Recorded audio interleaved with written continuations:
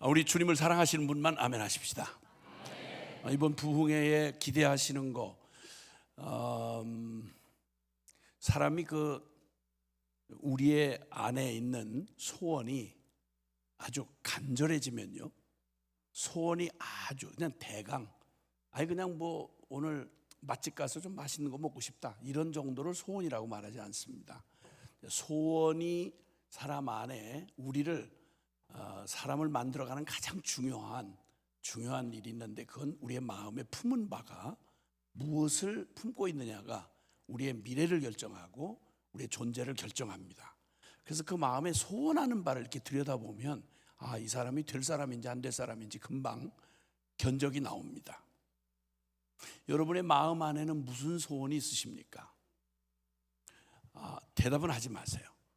이게 앞으로 우리 서로 약속을 하고 해야 되는데, 어떤 때는 대답을 필요로 하는 질문을 할 때가 있고, 어떤 때는 생각하시라고 던지는 질문이 있는데, 이걸 구분을 못하고 아무 때나 대답을 해서 강사를 당황시키는 그런 이상한 이런 일이 없기를 부탁을 드리면서, 우선 뭐가 이렇게 연주를 하려면 이게 튜닝을 한다고 그러잖아요.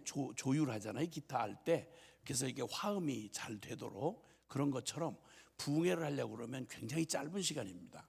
옛날에는 5박 6일 하고 이랬는데, 요즘에는 워낙 인스턴트에 익숙해가지고 그냥 긴 거 싫은 거예요.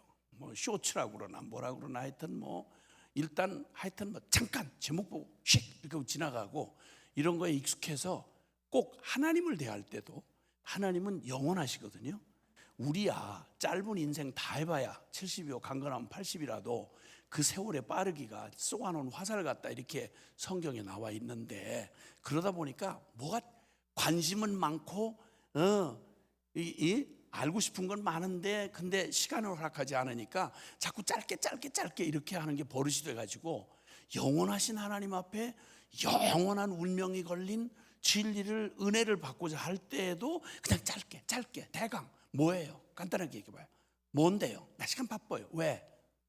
드라마 보러. 이런 식이에요. 그러니까 사람이 정신줄 놓고 사는 건 간단해요. 그래서 제일 중요한 건 내 마음의 소원이 뭔가 이렇게 들여다보는 게 굉장히 중요한데요, 이번 부흥성회 중에도 관건은 하나님이 전적으로 은혜를 베풀어 주시는 주님의 능력이 100이라면 그 은혜를 받는 우리의 마음의 소원, 그러니까 마음의 준비도 100이에요. 그러니까 100과 100이 만나야 되는 거예요. 이게 만남의 법칙입니다. 성경의 그 잠언 8장 17절에 보면, 나를 사랑하는 자들이 나의 사랑을 입으며 나를 간절히 찾는 자가 나를 만날 것이니라. 이게 만남의 법칙이에요. 예를 들어서 한 사람이 목숨 건 사랑을 하는데, 받는 쪽에서 그냥 한 반심 정도, 전심이 아니라 반심 정도 한번 사귀어볼까? 한번 교제해볼까? 이런 놈한테 온 생명 다 준 사랑을 주어도 누릴 수가 없어요. 왜냐하면 지가 반심이기 때문에. 이런 걸 성경에는 두 마음을 품어 정함이 없는 마음이다. 이 남자 찔끔 만나보고 저 남자 찔끔 만나보고, 이 사람 조금 교제해보고 저 사람한테 마음 좀 조금 줘보고, 이런 식으로 하는 걸 정함이 없는 마음, 창녀 같은 마음이다, 이렇게 심하게 말할 때는 그렇게 말해요. 하나님 앞에 나아갈 때도 역시 마찬가지예요. 둘 중에 하나예요. 전심이든지 아니든지 그냥 한번 받아볼까? 한번 좀 분위기가 새롭다는데 한번 해볼까? 이렇게 해서 항상 그날이 그날처럼 이렇게 가면 평생을 경험을 해도요, 절대 만나지 못해요. 만남의 법칙이 있어요. 전심은 전심을 만나고 생명은 생명을 만나요. 그러면 하나님이 내게 소원 물었잖아요. 내게 뭘 주기를 원하시나? 그리고 그 소원이 어느 정도의 간절함이 되는가? 소원이 간절해지면요, 그게 한이 돼요. 한국말에 한이라는 게 있잖아요. 한이 맺혔다, 이런 말 있잖아요. 소원이 너무 간절해지면 그 소원이 한이 되고요, 한이 깊어지면 아야 운명이 돼버립니다. 그러면 저와 여러분이 하나님을 향해서 가지고 있는 소원이 어느 정도인지를 먼저는 준비하셔야 돼요. 부흥에 아무리 은혜가 쏟아져도 내 마음의 그릇이 준비가 안 돼 있으면 죄송하고 미안한데 옆에 사람 다 뒤집어지고 막 훌렁 그냥 뒤집어지고 변화되고 막 꼬꾸라지고 난리가 나는데 나는 그리고 아무 일도 없었다 이렇게 되는 거예요. 이것처럼 불행할 수가 없는 거죠. 부경꾼이 되는 것처럼. 예수님 당시에도 그랬어요. 예수님 당시에도 주님이 기적을 베푸실 때 기적 베풀어서 소경이 눈을 뜨면 눈 뜬 사람 그 사람은 일생 생애가 뒤집어지는 기적이지만 옆에서 잠깐 놀란 사람들은 그냥 놀란 것 뿐이에요. 그렇죠? 그렇다고 그러세요. 아니 그렇지 않을 이유가 뭐냐고. 그래서 반응을 좀 이렇게 하셔야 그래 제가 여러분이 제가 이 시력도 짧은 데다가 여러분이 반응을 하는 걸 안 하시면 제가 이제 점점 더 공격적이 된다는 걸 기억하세요. 그러니까 여러분을 위해서 안내를 드리는데 은혜가 되면 얼른 아멘. 그 다음에 정이 또 저거 하면 아멘까지는 뭐 그렇더라도 동의됩니다. 이해됐습니다. 제가 어떤 때 묻는 것처럼 이렇게 할 때가 있어요. 왜냐하면 반응을 보기 위해서. 그럴 때면 얼른 복잡하게 하지 마시고 고개를 2번만 이렇게 하시면 돼요. 근데 그것도 저것도 반응을 안 하시면 제가 결정하는 건 딱 하나예요. 마음이 딴 데 팔려 있거나 아니면 졸았거나 그밖에 없어요. 그래서 반응을 일단 해주시면 제가 잘 반응하시는구나, 잘 따라오고 계시는구나 하고 계속 나갈 수가 있는 거예요. 예, 아멘. 솔로몬이라는 왕의 이야기를 웬만하면 교회 안 나오는 사람도 아는데요. 솔로몬이 20살에 나이 20살에 그 아버지 다윗의 뒤를 이어서 이스라엘의 왕으로 등극해요. 나이 20살 젊은이가 경험이 있습니까? 실력이 있습니까? 다 해봐야 맨주먹 붉은 피 뜨거운 가슴밖에 없는데 젊은이가 막 의욕이 충만하고 이게 막 이렇게 뇌 기능이 활발해지다 보면 자꾸 착각을 해요. 내가 뭔가를 많이 아는 것처럼 생각을 해요. 나이 20살쯤 된 사람들 잘 들으세요. 여러분 아는 거 별로 없어요. 그냥 여기저기서 검증도 안 된 얘기를 학설입네 하고 와서 조금 주워들은 것밖에 없어요. 통하는 말해서. 그리고 사람을 경험해봤어. 인생 뭘 부딪혀봤어. 실제로 해봤어. 열매를 봤어. 있는 건 맨주먹 붉은 피라니까. 그래서 성경도 말해요. 절대 젊은 날에 까불지 말라고. 전도서 12장 1절에 보면 너는 청년의 때 곧 곤고한 날이 이르기 전 나는 아무 낙이 없다고 할 해가 가깝기 전에 너 창조주 여호와를 기억하라 이렇게 말씀하세요. 자, 그런데 이 청년 나이 20살 솔로몬이 그 어마어마한 제국을 이어받아서 그 노련했던 아버지 다윗이 죽고 그리고 이제 다윗이 이제 말년에 이제 죽을 날이 가깝고 왕으로 세움을 받아 등극이 됐는데 그런데 그 복잡하고 감당 못할 제국을 나이 20살짜리가 감당하고 나니까 와 이건 진짜 심장이 터져나갈 일이죠. 그래서 그가 아버지로부터 받았던 하나님 여호와 하나님 살아계신 하나님 앞에 간절히 매달릴 수밖에 없는 건 그 이스라엘 민족이 그냥 나라가 아니고 하나님의 거룩한 사명을 받은 특별한 선택받은 민족이에요. 그러니까 전 세계 230 몇 개 나라 중에서 그 나라와 비교할 나라가 없어요. 그건 특별한 나라예요. 근데 이걸 인생 경험도 없는 그 솔로몬이 다윗의 아들이라는 이유 하나로 왕으로 세움받았으니 얼마나 목이 졸라오는 압박감과 두려움이 있었겠냐 말이에요. 연습삼아 할 수도 없고. 그러니까 그 하나님 앞에 매달리는데요. 1000번제를 드려요. 1000번제. 번제를 예를 들어서 저 소나 양이나 한 마리를 잡아 드리는 것만 해도 생각해 보세요. 산 짐승을 잡아서 피를 다 쏟고 내장을 꺼내고 분리하고 물로 씻고 불로 태우는 이걸 번제라고 그러는데 이걸 1000번을 번제를 드렸다고 생각해 보세요. 그 번제는 드리는 대상이 정확해요. 살아계신 하나님이고요. 그리고 내용이 정확해요. 내가 무엇을 하나님으로부터 바라는지를 간절한 소원을 가지고 1000번제 아니 이름을 불러도 1000번을 부르고 절을 해도 1000번을 했다고 그러면 여러분 얘기가 달라지잖아요. 그렇죠? 소원이 깊어지면 한이 되고 한이 더욱 그저 맺히면 그게 운명이 된다는 것처럼 이 솔로몬이 하나님 앞에 처음으로 왕이 된 다음에 1000번제를 드리고 하나님 앞에 나아갔어요. 그때 하나님이 꿈에 나타나셔서 물으신 말이 딱 하나예요. 네가 찾는 나 하나님 내가 너에게 무엇을 해주랴 이렇게 물으셨어요. 내가 너에게 무엇을 해주랴. 여러분이 솔로몬이라면 뭘 소원하시겠어요? 똑같은 살아계신 하나님이 솔로몬을 만났던 그 만나주신 하나님이 오늘 이 밤에 부흥에 우리가 그냥 순서 따라서 한번 좋은 말씀 한번 들어보자, 이게 아니고요. 우리의 목적이 분명해요. 난 저와 여러분이 정확하게 어떤 경우로 오셨든지 상관없이 여러분의 소원이 그 이하가 아니기를 바라는데, 그건 살아계신 하나님을 만나는 역사가 있기를 바랍니다. 하나님만 만나면 우리 인생은 그냥 해결입니다. 모든 문제, 저와 여러분이 인간으로 감당할 수 없고 앞이 보이지 않는 기가 막힌 어둠에 처해 있다 할지라도, 절망 가운데 있을지라도, 위험 가운데 있을지라도, 숙제 가운데 있을지라도 전지전능하시고 그리고 날 사랑하시는 그 하나님이 나와 함께 그냥 대강 옆에서 구경하고 마는 거 말고 그 하나님과 내가 1대1로 맞닥뜨리는 역사가 일어나면 우리 역사에 기적이 일어나는 것입니다. 더 말할 수 없는 축복이 임하는 것입니다. 바로 솔로몬이 그 질문을 딱 받았을 때 그는 그의 마음에 한처럼 되어진 소원을 주님 앞에 말씀드리는데 다른 게 아니었어요. 주여, 이 백성은 이렇게 크고 많은데 종은 너무너무 어려서 죄 하나, 내 몸뚱이 하나 건사할 만한, 내 영성 하나 지킬 만한 능력이 제게 없습니다. 그러니 어찌 왕을 감당하겠습니까?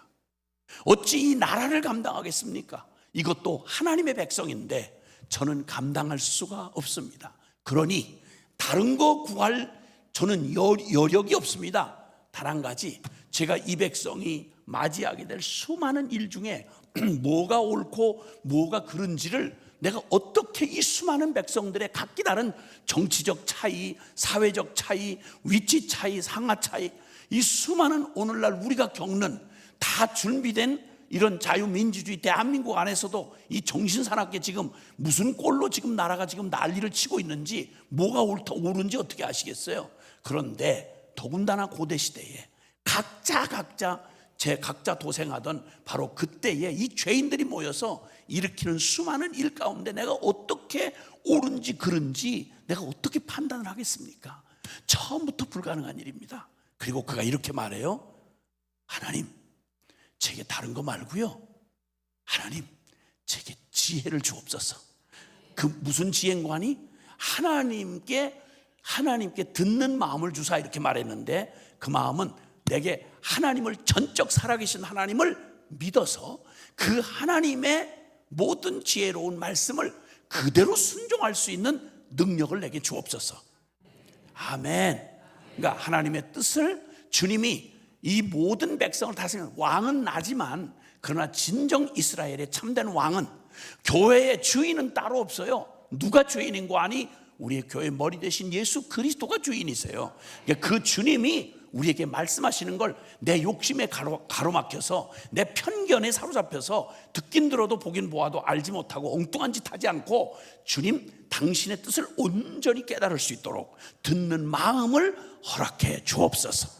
그리고 순종할 수 있는 능력을 내게 주옵소서. 그 말은 짧게 말하면 내가 왕 아니에요. 하나님이 이스라엘의 참된 왕이세요. 그러니까 왕이신 하나님, 당신이 친히 다스리고 저는 주님의 그 말씀을, 뜻을 깨닫는 지혜를 주셔서 하나님의 뜻대로 이 백성을 통치할 수 있도록, 껍데기는 왕이지만 참되신 왕이신 주님의 뜻대로 이 백성을 섬기게 해 주옵소서. 여러분, 이렇게 고백을 했더니요, 이 솔로몬의 소원이 하나님의 마음에 딱 맞은지라.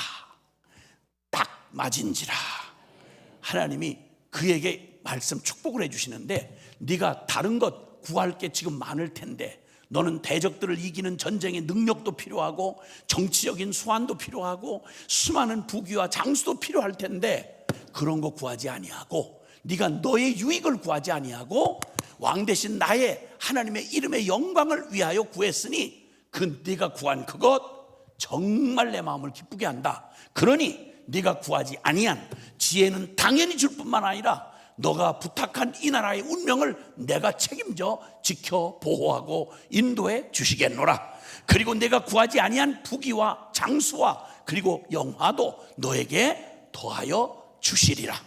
그 유명한 솔로몬이 하나님 앞에 지혜를 구했더니 하나님께서 그 지혜를 응답해 주셨다 라고 하는 말씀이 성경에 아주 중요한 사건으로 기록이 되어 있습니다. 자, 오늘 이 밤에 동일하게 우리는 솔로몬 못지않게 우리 각자 여러분의 삶은 누구와도 비교할 수 없는 여러분에게는 유일하게 중요한 인생입니다.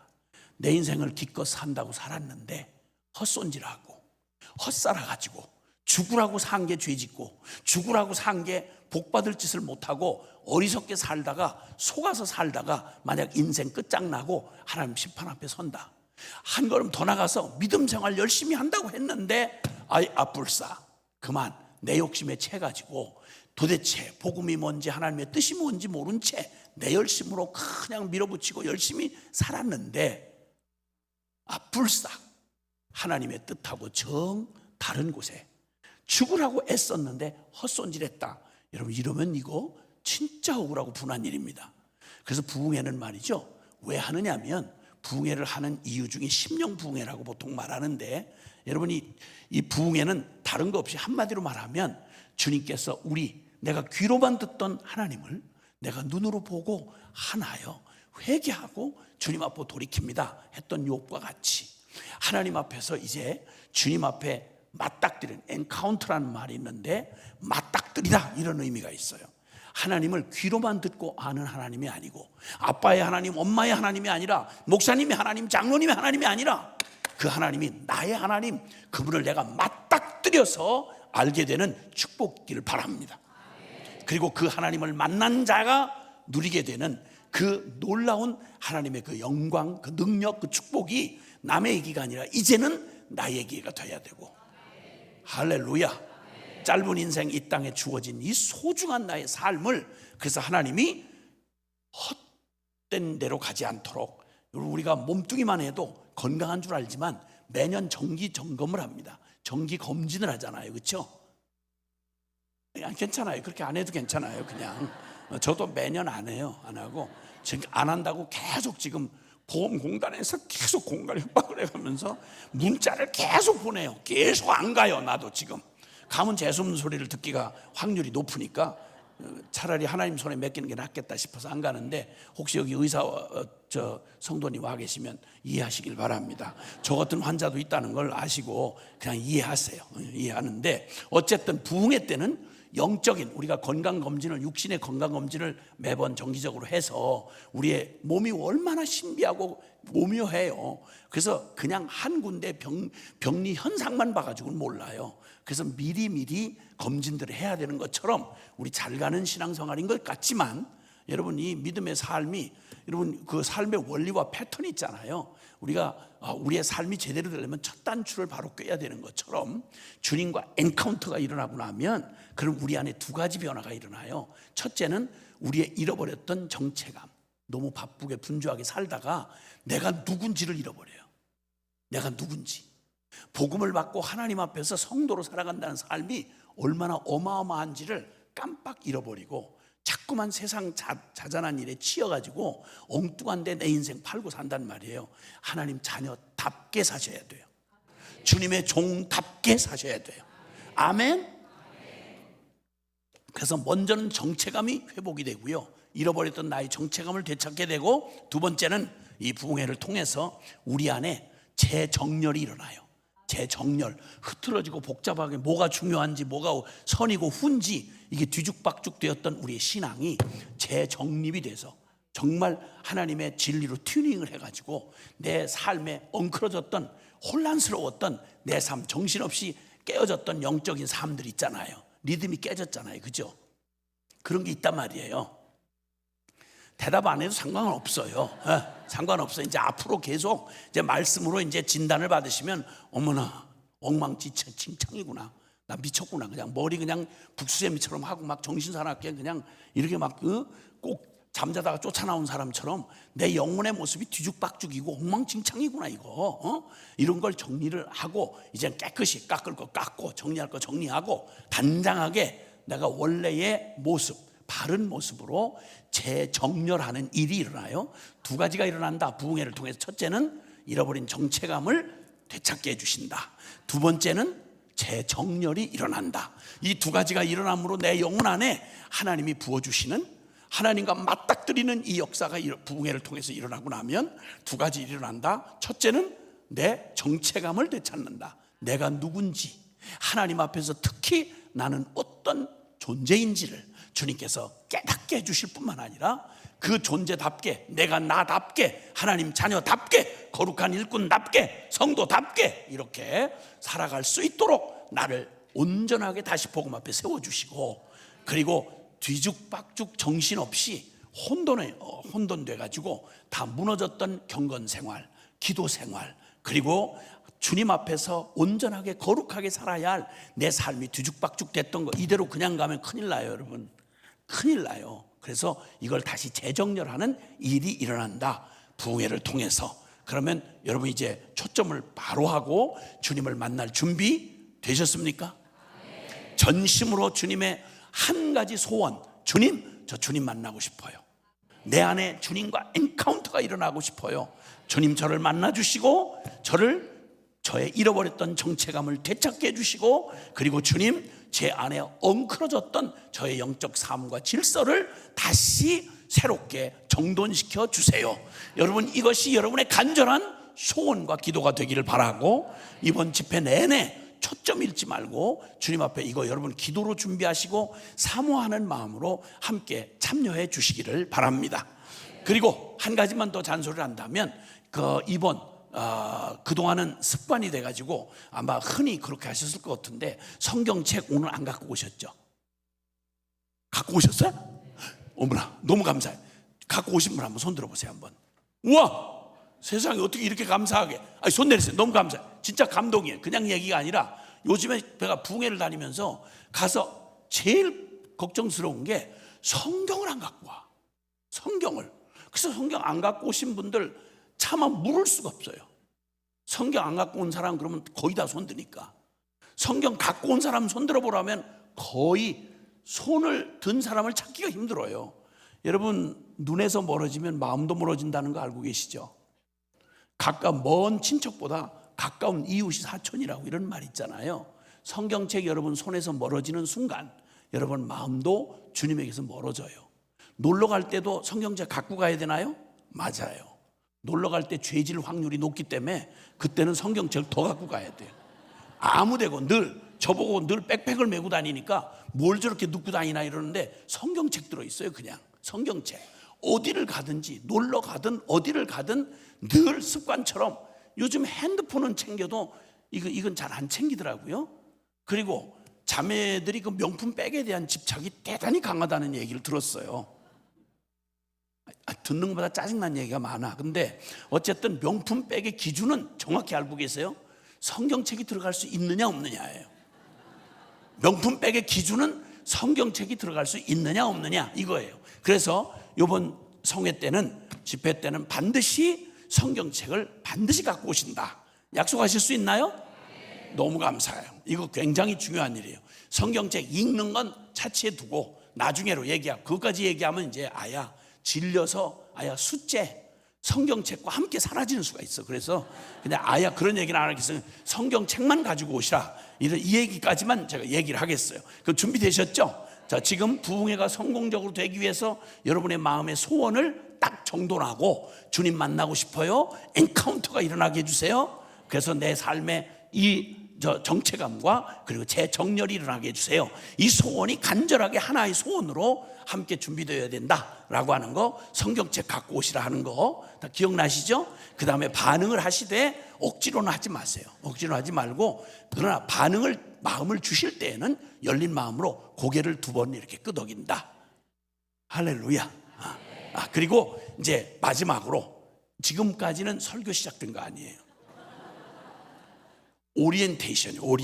그래서 지금 이 집회가 진행되기 위해서는 강사 혼자 아무리 은혜 받고 떠들어봐야 아무 소용없어요. 여러분을 위해서 마련한 준비이기 때문에 함께 은혜를 받으시려면 호흡을 같이 하셔야 되는 거예요. 아시겠죠? 그래서 절대 옆에 사람 누구든지 신경 쓰지 마시고요. 강사 또 어떤 것에 대해서 트집 잡지 마세요. 이게 사람들이, 죄인들이 범사에 사명 체질이 많아요. 사명감 많아서 은혜를 받으러 온 건 본인이 받으러 왔는데 자꾸 시비를 거는 게 강사 시비를 거는 거예요. 강사 옷차림이 왜 저래? 그 다음에 왜 말을 저런 식으로 표현을 해? 이러면서 강사 버르장머리를 고치려고 하는 사람들이 의외로 많아요. 의외로 많아. 제가 분명히 얘기하는데 제 과거는 안모태 출신으로 교회 교자도 예수 예자도 모르고 저가는 망한 술집 출신이에요. 제가 술집을 한 건 아니고 우리 아버지가 술집을 했어요. 그래서 제가 술집 사장 아들 출신이라서 제게 가까운 건 세상의 질펀한 욕, 그 다음에 저주 악다구니, 그리고 그냥 지저분한 이런 문화에 제가 익숙해요. 그러다가 중간에 깨져가지고 물론 좀 시간이 되긴 했지만 20대 초반에 뒤집어져서 예수님을 만나가지고 새로운 삶을 시작했는데 여전히 그릇이 바뀌질 않았기 때문에 어떤 때 표현을 은혜로운 건 표현하면서도 이걸 좀 이렇게 막 앞서다 보면 표현이 약간 좀 세련된 여러분들 듣기에는 약간 거친 표현이 있을 수도 있어요. 그럴 때 어떤 또 사명감 가진 성도들은 저 입술을 찢어주옵소서 이런 기도를 하면서 이렇게 하는 사람들이 있어요. 그런 걸 범사의 은혜 체질이라 그래요. 사명 체질. 그러니까 신경 쓰지 말고 주의 종 주님이 다루실 테니까 걱정하죠. 여러분이나 걱정하세요. 입술을 찢어버려요, 주여. 하여튼 그래서 어쨌든 이제 준비 다 되셨죠? 그럼 옆에 계신 분에게 정신 바짝 차리고 우리가 정신줄 놓지 않도록 이 은혜를 받으려면 어떤 것에도 방해받지 말고 관심하지 말고, 특별히 부부가 같이 오셔서 옆에 앉아 있어도 부부 신경 쓰느라고, 특히 자매님들이 주로 그래요. 권사님들이나 집사님들이 자기 남자들이 신앙이 좀 시원찮잖아요. 그런 경우가 많아. 그러니까 범사의 걱정이 많아. 그래가지고 어머 저렇게 주옥 같은 말씀이 떨어진대. 어머 이 인간 또 졸고 자빠졌네. 주여 은혜를 주옵소서. 주여 이러고 그냥 또 시비 걸고 남편 신경 쓰느라고 본인은 전혀 은혜를 못 받은 채로 그냥 그렇게 하는 또 주책바가지들이 많아. 그냥 분명히 말씀드리는데 제발 신경 좀 끄시고 본인만 주님 앞에 바로 서셔. 아이고 주여, 죄를 여자가 먼저 졌다는 거 알고 계셔? 그 은혜를 좀 남자보다 좀 빨리 받는다. 뭐 이렇게 자랑할 게 있어? 죄를 자기들 때문에 지었는데. 이 말을 안 하려고 했어 원래가. 생각만 하면 화가 나요. 이렇게 자매들, 잘난 척하는 자매들 보면 아니 본인들이 처먹을 게 따로 있지 선악과를 처먹어? 이렇게 제가 이렇게 또 처먹어 이렇게 표현을 하면 이런 게 나올 수 있다 이거예요. 아니 또 화가 나는데 어떻게 그러면? 이래서 우리가 이 부흥회 하느라고 이 고생하는 거 아니에요. 그 하와 누님이 그거 처먹는 바람에 그리고 본인 혼자 처먹었으면 혼자 그냥 망하면 될 일이지 왜 그 마음 약한 남자를 괴롭혀가지고 남자도 같이 먹게 해가지고 그 형님하고 누님하고 이 짓 하는 바람에 우리가 이거 오늘 이 밤에 이게 무슨 일이에요 이게? 이 좋은 밤에 나와가지고 부흥회하고 회개해야 되고 보통 일이 아니야 이거. 내가 그래 천국 가면 내 하와 누님부터 내가 쫓아다니 나 피하려고 애쓸 거야. 내 복음 전환하고 내 평생 얼마나 고생한지 알아? 그 하와 누님 내가 만나면 내가 그냥 안 둘 거야 천국에서. 주여, 하와 누님 닮은 사람 여기 없겠지. 겸손한 마음으로 은혜 받으시기 바래 자매님들. 자 그래서 형제님들은 또 그럴 때 괜히 또 으쓱하고 또 이렇게 눈치 배게 그러지 마세요. 아니 그거 왜 받아 처먹냐고. 그 할 말이 없어. 남자도 할 말이 없어. 그러니까 피차간에 신경 끄고 주님에게만 우리가 서로 살 길은 주님 만나는 길밖에 없어. 남자든 여자든. 아멘이시죠? 자 그런 의미로 옆에 계신 좌우편에게 주님만 기대합시다. 주님만 기대합시다. 주님만 기대합시다. 주님만 기대합시다. 읽어보세요. 시작. 아멘. 이번 다시 복음 앞에 주제를 복음을 영화롭게 해라 라고 하는 말씀, 이 주제 복음을 주제로 이제 나눌 건데요. 에베소 1장 17절 이하에 보면 거기에 성경에 몇 번 안 되는 중요한 기도, 반드시 응답될 수밖에 없는 성경이 우리를 위해 기도해 준 기도가 기록이 되어 있는 몇 군데가 있는데 그 중에 에베소 1장 17절 이하에는 내가 너희를 위하여 기도하노라. 뭘 위해 기도한지 아세요? 그것은 하나님께서 너희의 마음 눈을 밝히사, 마음 눈, 여러분 육신의 눈만 있는 게 아니라 우리 영적인 존재인 인간은 마음의 눈이 있어요. 그래서 마음 눈을 밝히셔서, 즉 심령, 영혼의 눈을 밝히셔서 하나님을 알게 하시고, 그리고 지혜와 계시의 영을 우리에게 허락하셔서 성령이 우리의 영혼을, 죄로 무뎠던 무지했던 우리의 영혼을 일깨우셔서 맑게 씻으셔서 우리의 지혜와 계시의 영을 우리에게 주사 무엇을 알게 하시는가 하니 우리 주님의 부르심에 그 영광의 소망,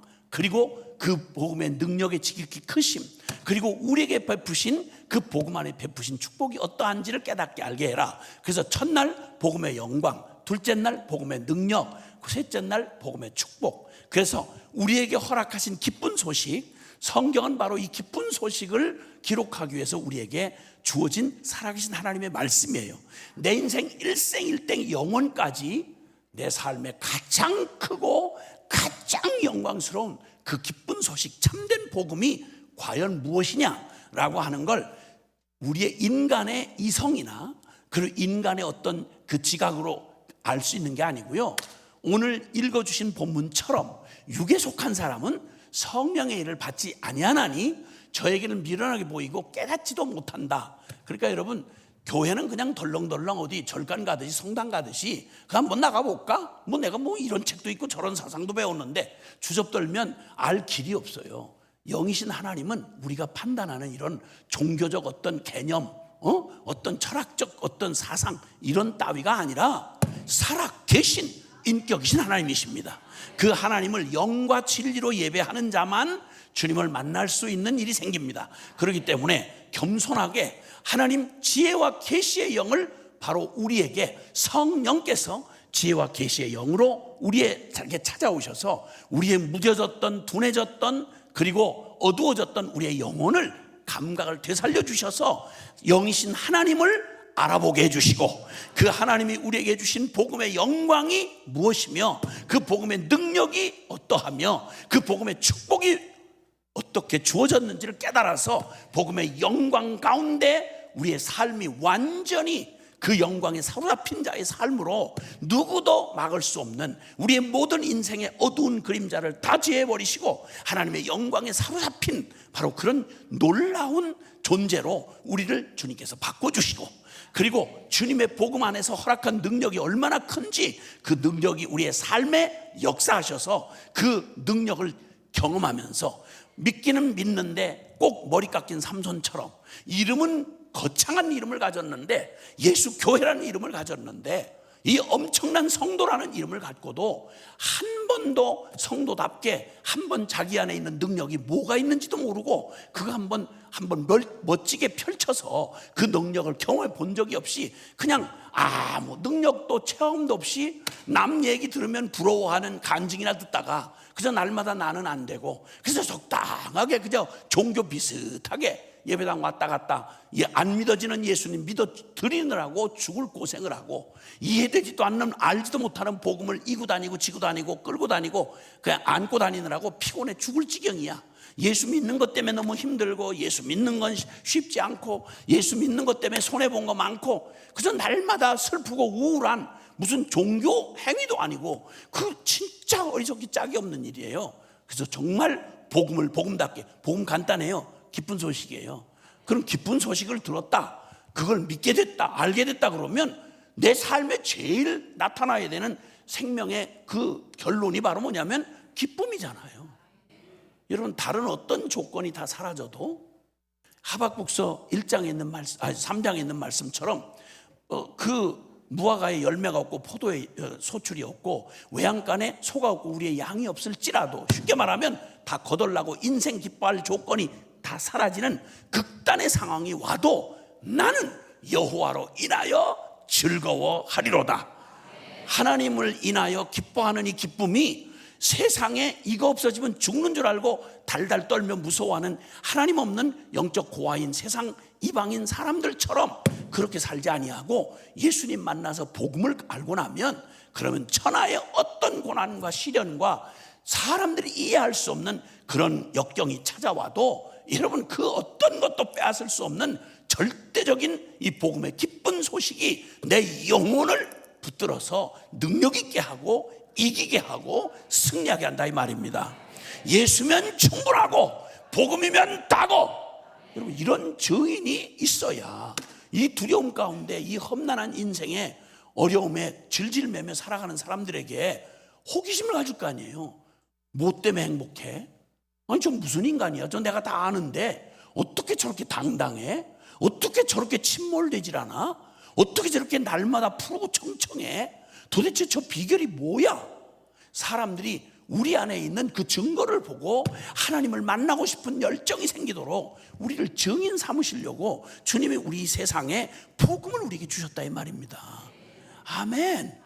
그 복음의 영광을 아는 자, 그리고 그 복음의 능력을 발휘하는 사람, 그리고 복음의 그 축복을 매일 경험하며 그 복이 흘러넘쳐서 복의 근원이 되는, 나만 아니라 내 가정과 나의 친족과 나의 민족과 열방으로 이 복을 흘러보내는 축복의 통로가 되는 인생, 이게 바로 복음 안에서 저와 여러분을 부르신 하나님의 영원한 뜻입니다. 여러분, 이제는 구경꾼 되지 않고, 그리고 슬쩍 끄슬려 지나간 사람 아니라, 남 구경이나 하는 교인이 아니라 정말 복음으로 만나서 복음이 우리를 사로잡고 복음의 영광과 그 능력과 축복을 마음껏 증언하는 축복된 증인이 되시기를 주의 이름으로 부탁합니다. 주님은 하십니다. 할렐루야. 자, 그럼 주님이 우리에게 주신 주님의 그 영광스러운 복음의 영광, 주님이 우리에게 주신 복음의 영광, 당신께서 우리에게 주신 복음의 영광이 어떠한지만 잠깐 소개를 한다면, 여러분, 복음 되시는, 복음은 예수 그리스도이십니다. 그래서 성경은 우리 인류에게 최대의 기쁜 소식, 우리 인류에게 최대의 기쁜 소식을 우리에게 약속하셨는데, 그 기쁜 소식이 되기 위하여 우리에게 실제가 되어 오신 분이 바로 이 성경 약속, 구약과 신약이라고 말하는 성경 약속의 핵심이 바로 예수 그리스도이십니다. 그분이 어떻게 우리의 인생에 도대체 복음이 되시는가? 어떻게 모든 얼굴이 다른 것처럼 형편과 상황이 다른데 모든 사람에게 어떤 형편에 있는 사람일지라도 예수 그리스도가 해답이 되고, 예수만 만나면 그러면 그것이 축복이 되는, 저주가 축복이 되고 사망이 생명이 되고 어두움이 빛이 되고 지옥이 천국이 되는, 여러분이 놀라운 기적 같은 복, 이게 어떻게 예수면 다냐 이거예요. 예수가 어떻게 나의 삶에 그 모든 걸 반전시키고 그리고 완전히 저주를 축복으로 바꾸는 그런 분이 될 수 있겠는가? 여러분은 예수 그리스도를 만나서 뭘 경험하셨습니까? 이런 데는 대답하는 게 아니에요. 여러분 그냥 생각하시라고 도전하는 거예요. 여러분이 예수님 만나기 이전과 이후가 어떻게 변화되셨습니까? 예수를 만나서 여러분이 얻은 유익이 뭐냐고 만약에 누군가 묻는다면 여러분 뭐라고 대답하시겠습니까? 예수님 분명히 기쁜 소식인데, 내 인생에 예수님이 개입하심으로 내 삶에 일어난 축복 뭐겠어요? 난 뭐가 변화됐나? 나는 그 예수님을 통해서 무엇을 얻었나? 무엇이 바뀌었나? 뭘 해결받았지? 몰라요. 아니 그냥 교회 나가는 거예요. 아이 진짜 몰라요. 진짜 몰라요. 이런 권사가 예배당에 그득하게 앉아 있어. 심지어는 내일 새벽에도 얘기하겠지만 기도를 30년 동안 새벽 기도했다는 기도의 골드 멤버들 있잖아요. 맨 앞자리에 앉아 있는. 근데 그분들한테 제가 집회 가서 30년을 하루도 안 빠지고 기도를 했으면 얼마나 어마어마한 능력을 경험했고 하나님을 체험했겠냐. 그 중에 한 가지만, 아무거나 좋다, 한 가지만 생각나는 대로 증언 좀 해라. 이렇게 교단별로, 교파별로 가서 제가 비슷한 얘기를 도전을 하거든요. 그러면 교파를 막론하고 똑같은 반응을 해요. 없어요. 30년 새벽 기도를 안 빠지고 30년을 한 기도했다는 사람이 기도를 했는데 응답받은 게 한 번도 없대. 이건 역증인도 이런 역증인이 없어요. 기도해봤자 소용없어. 그 정신통일이야. 역으로 증거, 역증인이 돼가지고 돌아다니는 꼴하고 똑같은 거예요. 말이 되는 얘기예요? 여러분 성경 어디에도 내일 새벽에 나오시면 기도가 어떻게 응답을 못 받는 기도가 있나? 불가능해요. 성경에 그냥 기초적인 얘기만 내가 해드릴 텐데 성경 어디에도 그런 얘기가 들어갈 틈이 없어요. 어떻게 기도를 하는데 하나님이 기도하라고 해서 하는데 그리고 아무 일도 없는 일이 가능해요? 근데 여러분에게는 생각해 보세요. 이게 사실이라면 여러분 도대체 뭘 믿은 거예요? 기도 응답 뭐 받았죠? 여러분 생에 기도 응답 받은 거 한번 생각해 보세요. 뭐가 기도 응답이었나? 기도도 거의 안 하니까 뭐 응답인지 아닌지도 잘 모르지만 근데 혹시 한다고 해도 기도 갑자기 어느 날 그냥 다급해가지고 안 하던 기도를 막 가서 또 막 사람들은 난리를 치듯이 그래요. 꼭 맡겨놓은 거 찾듯이 막 주여 주여 주여 진짜 이번에 기도 응답 안 해주시면 큰일 나요 주여. 그동안 기도 안 하다가 갑자기 와가지고 막 주님 앞에 막 난리를 쳐. 그리고 시간까지 정해놔. 이번 주말까지 응답하세요.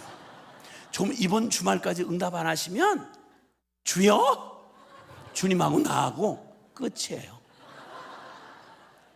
그래서 그달 주말까지 안 하던 기도를 했는데 그때까지 자기가 바라는 대로 응답이 안 됐다고 생각이 되면 그 다음엔 주님 호적 정리하고 들어가요. 살아계시나이까 돌아가셨나이까 어찌하여 응답 안 하시다 이거야. 아니 살았는지 죽었는지는 지나 점검할 일이지. 하나님 영원하신 하나님한테 왜 생사를 확인해 지가. 이런 정신사나운 교인들이 한둘이 아니에요. 예배당에 그득그득해. 여기 말고 지금 딴 동네 얘기하는 거예요. 딴 동네 지금. 근데 멀쩡하니 또 집사고 장로고 권사고 다 그래. 그난 진짜 어쩜 그렇게 아주 천연덕스러워. 믿지도 않으면서 믿으면 한 사는 꼴을 보면 알잖아. 근데 믿지도 않으면서 어쩌면 그렇게 아주 천연덕스럽게 잘 믿는 교인처럼 아주 잘 믿는 권사처럼 시침이 딱 띄고 얼마나 세련되게 주님도 속을 파이야.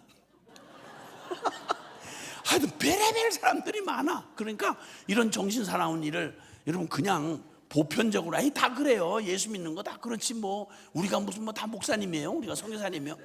그런 쓸데없는 소리 하지 말고 성경에 그런 얘기를 한 적이 없어요. 그러니까 지금부터 조금 가슴이 섬뜩섬뜩 하겠지만 여러분 이제 현 주소를 미안하지만 냉정하게 진단 안 해드릴 수가 없어요.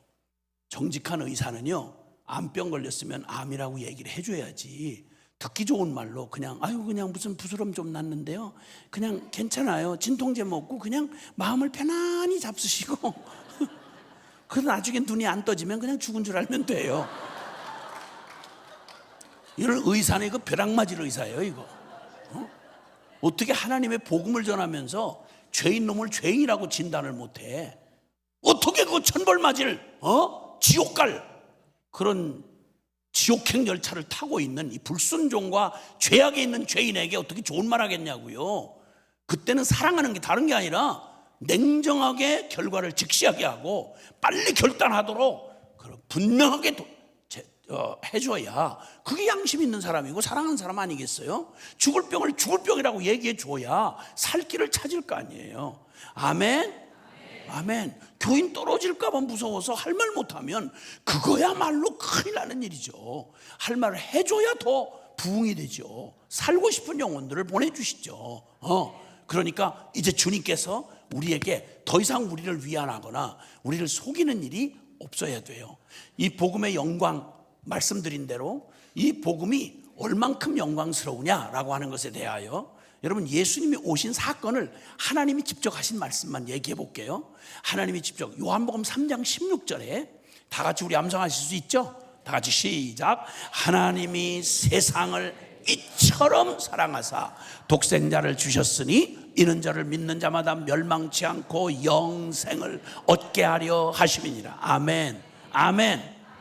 저는 이걸 나이 20살에 20대 초반에 완전히 자살도 실패하고 자학증에 시달리던 정말 아무 소망이 없던 모두에게 버림받았던 저 뒷골목 쓰레기장 같은 곳에서 쓰레기 같은 인생으로 저 자신을 자학하던 그런 불쌍한 청년이 하나님의 다 나를 버리고 누구도 나를 기억해 주지 않는다는 확신을 가졌던 제가 한 가지 모르고 있었던 게 있었어요. 왜냐하면 하나님도 모르고 하나님 하자도 교자도는 들어본 적이 없거든요. 무당 굿하는 건 재수굿부터 시작해서 길 닦는 굿까지 팔도의 유명한 무당들, 돈 많이 버는 아버지가 술집 기생들을 여러 때리고 고급 룸사롱 수준의 그런 고급 옛날 요정을 운영하시던 돈 잘 버던 아버지 덕분에 먹고 사는 걸로 하면 잠깐 행복했다고 할 수 있는 어린 시절이 있다가 아버지가 인생의 회의를 느끼시고 많이 번 돈, 그 탤런트 뺨치는 기생, 그리고 고급 양주, 그리고 그 세상에 질펀하게 놀아제끼는 한량 같은 인생 살면 행복할 줄 알았는데 우리 아버지가 이상하게도 삶의 회의를 느끼시고 이걸 슬슬 버리기를 시작하더니 준자살 수준으로 당신의 인생을 거의 내팽개치고 저 벽제 화장터에 뼈 한 줌, 한 가루 한 줌 남기시고 비참하게 돌아가신 게 저의 인생의 아버지란 장막이 걷어지던 때였어요. 소년 가장이 된 거죠. 그리고 하나도 남기질 않아서 뒷골목에 주민등록 없이 살아가는 사람들이 사는 뒷골목에 매일 일상이 살인, 마약, 음란, 폭력, 술 이런 걸로 일상이 돌아가는 뒷골목이 대한민국에 있느냐? 있어요. 여러분은 잘 모르시지만 거기에 아무 준비도 안 된 과부된 어머니와 우리 남매들이 같이 내던져졌어요. 그리고 죽어지지 않는 그 쓰레기 같은 인간들, 양아치 같은 놈들한테 그냥 매일 맞는 게 일상이었죠. 이렇게 씻지 않으면 하루가 안 지나가는 그 비참한, 왜 사는지를 모르는, 이렇게나 어떻게 된다는 희망이 보이지 않던 그 절망적이던 순간, 모두가 다 버렸고 나도 나를 버린 그때 하나님이 나를 포기하지 않으시고 찾아오셔서 저를 억지로 어떤 사건에 이끌려가지고 거기 생전 그게 예배당 건물인 줄도 모르는 곳에 어떻게 제가 끌려 들어간 뒷자리에서 초라하게 쭈그리고 앉아서 이 괴상한 무리들을 바라보면 태어나 처음으로 이런 이상한 사람들을 본 거예요. 술도 안 먹는 사람을 난 본 적이 별로 없고 욕을 안 하면서 한국말을 한다는 자체가 난 이해가 안 됐어요. 너무 욕을 사랑하는 집구석에 자라가지고 보통 찐하면 사이가 가까울수록 우리는 저주를 그냥 아주 심하게 해요. 우리 어머니가 충청도 분이시거든요. 충북 태생이에요. 저희 어머니가. 지금도 짜증날라 그러네. 근데 어쨌든 그 어머니가 법 없이 사는, 남한테는 너무너무 잘하시는 어머니인데 어떻게 남편을 잘못 만나 그런지 그냥 어머니가 그렇게 저희들한테 하는 말이 욕 아니면 대명사가 없어요. 제가 제일 이쁠 때, 내가 너무너무 어렸을 때 귀여웠대요. 웃는 게 기분 나빠요. 왜? 사람을 외모로 판단하지 마세요. 나도 어렸을 때는 우리 엄마 눈에 이뻤을 거 아니에요. 뭐 어때서? 어디가 부족해서? 주여, 내가 처음부터 이랬겠어요? 우리 엄마가 너무 이뻤을 때 저가 너무 이뻐서 막 깨물어주고 싶고 막 꼬집어주고 싶고 막 이럴 때가 있대요. 여러분도 그럴 때 있잖아. 너무 귀여운 걸 못 봐서 그렇지 진짜 귀여운 사람을 보면 그냥 꼬집어주고 싶고 깨물어주고 싶고 그러단 말이에요. 그때 우리 어머니가 저한테 한 표현이 뭐냐면 그 이쁜 이걸 표현하는데 뭐라 그런 거 아니? 아이고 망할 놈의 새끼. 최고 이쁠 때 망할 놈의 새끼야. 이게 충청도 사람이야. 우리 어머니가 양반 가운데 토막인 충청도 사람이 그래요. 충청도 말이 이렇게 그냥 들으면 부드럽게 들리지만 충청도 말이 무서워요. 충청도 말이 조금 느리다는 이런 얘기도 있지만 충청도 사람처럼 무서운 사람이 없어요. 우리 어머니가 그랬다니까. 그러고 날 보고 뭐 기분 좋을 때 하는 말이 연병할 놈이야. 코로나 걸려 죽을 놈이 이런 말이야 그게. 그리고 조금만 성질나면 육실할 놈이래. 그날 엄마가 얘기하니까 그렇게 나쁘지 않은 줄 알았어. 6토막 내죽이는 걸 육시하다 그래요. 날 보고 6토막 내죽일 놈 그래 우리 엄마가. 그러다가 진짜 약 올리면요 우리 엄마가 막 치를 떨면서 막 도망가는 나한테, 약 올리고 도망가는 나한테, 아들한테 저 호랭이 12번 뜯어갈래 이래요. 호랭이가 12번 뜯어갈 놈? 가만히 생각해봐요. 동네 강아지한테 물려도 심각한데 호랭이가 작정을 하고 날 12번 뜯어가면 내가 뭐가 남겠냐고. 우리 어머니가 그랬다니까. 우리 어머니가. 그런 문화에서 자란 제가 예배당을 처음 들어와서 나이 20살 먹은 청년이 너 들어와서 앉아서 이 이상하고 괴이한 모습을 봤으니 문화 충격이 얼마나 크겠어요. 욕을 한마디도 안 하면서 그렇게 많은 말을 하는 걸 난 처음 봤어요. 그리고 말을 느끼하게 해, 교인들이. 어머, 집사님, 아우, 정말 너무 은혜스러웠어. 너무 멋지세요. 이거는 우리 기생 누나들이 술 알딸딸하게 먹고 저 손님들, 영감탱이들 속일 때 그때 쓰는 말이지, 맨정신에 술도 안 먹고 그렇게 느끼하게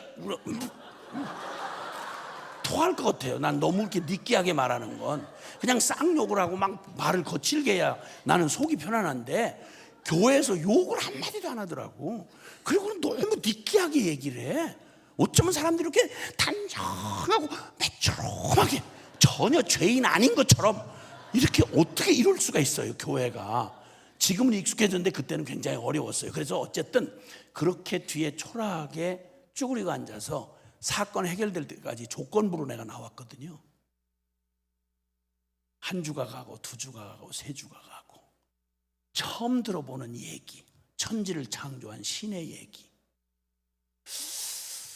누구 죄인을 위해서 대신 죽었다는 말도 안 되는 예수님의 얘기, 죄인을 사랑하셔서 값없이 은혜를 베푼다는 얘기, 어느 하나 개념도 제가 하나님 없이 살아온 세상에서는 들어본 적도 가능한 줄도 몰랐던 얘기들이 그냥 쏟아져 나오는 거예요. 처음에는 정신이 없었어요. 무슨 얘기인가 주문해 오는 것 같고, 3시간이 거듭하는데 뭐가 이게 나쁜 말은 아닌 것 같은데 마음에 따뜻함이 느껴지고, 그 중에 그 말이 꼭 나를 위한 말 같아. 죄이란 말도, 실패했다는 말도, 절망했다는 말도, 그 모든 말이 전부 그때 나의 비참한 내 생애하고 딱 맞아 떨어지는 거예요.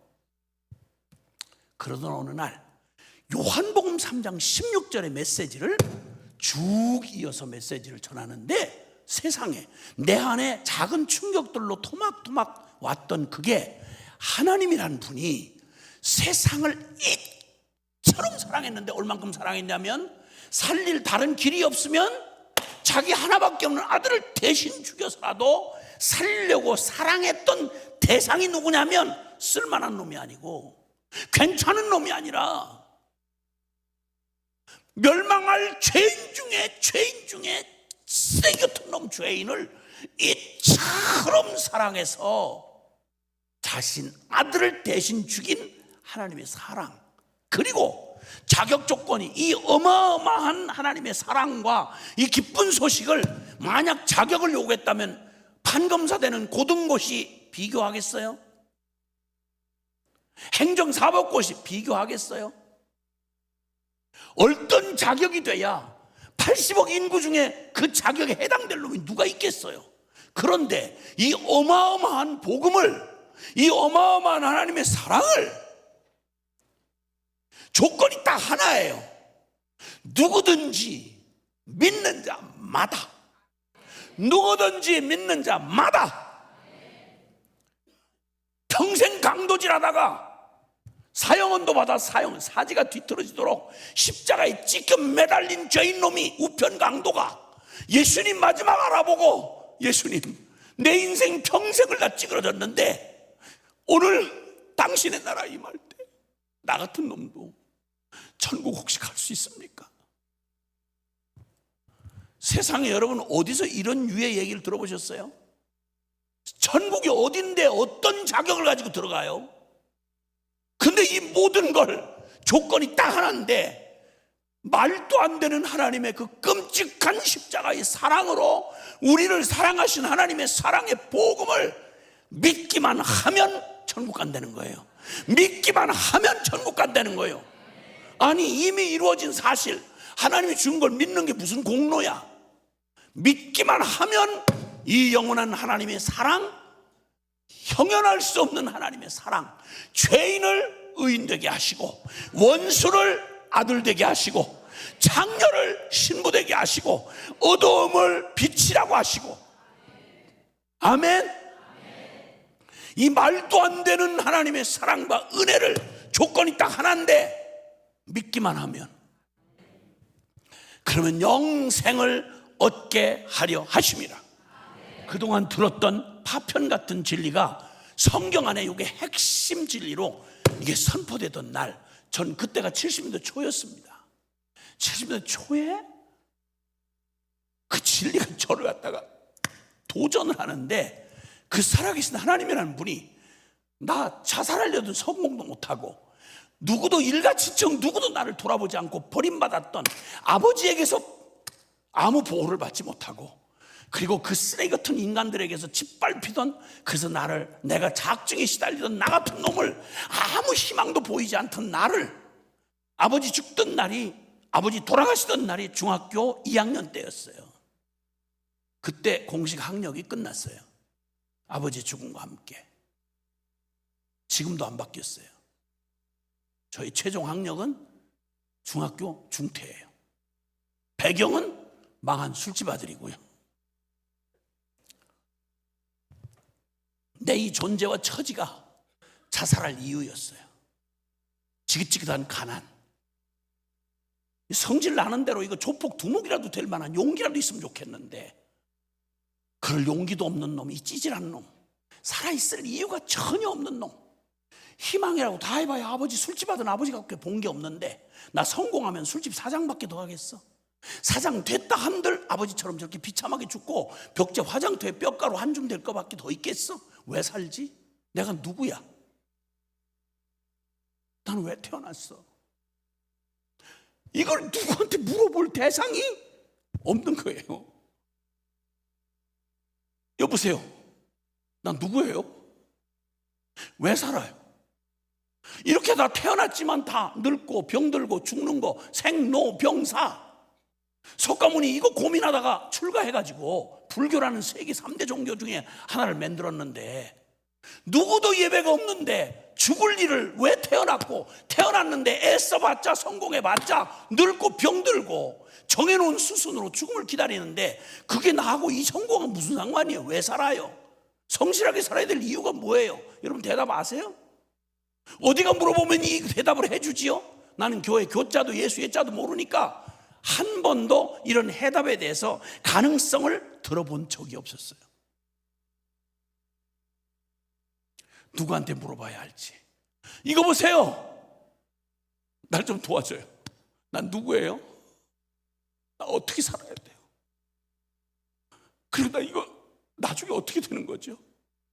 애비도 없고 배운 것도 없고 도와줄 놈도 없고 용기도 없고 죽어지지도 않고, 이거 어떻게 해야 되죠? 누가 대답 좀 해주세요. 난 만나본 적이 없어요.